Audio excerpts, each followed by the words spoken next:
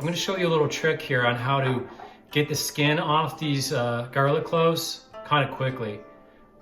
If you've ever worked with garlic in the past in your cooking, you'll know that getting the skin off garlic can be a pain.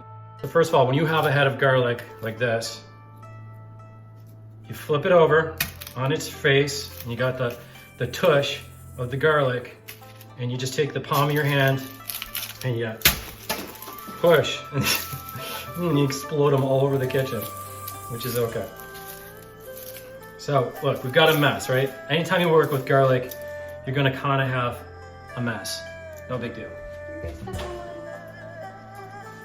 All right, so I had to go off camera for a minute to go get the garlic that I exploded all over the kitchen. So here's the trick I'm talking about. We're gonna put them into our jar, all right? So let's put a whole bunch of garlic into our jar. Garlic mess. We put our lid on.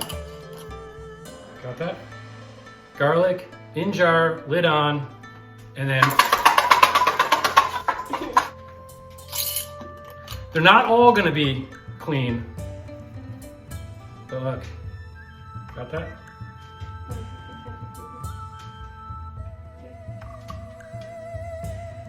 Got a really nice clove of garlic. Most of them are gonna come out that way. We're gonna have a few that are gonna be a little stubborn and will not be completely peeled. And that's fine, because when that happens, we put them back and we just give them an extra shake. I'm tired. And there you go. They're all deshelled now. So now we have a ton of garlic without the shells. Hey, it's me, the crazy raccoon. What?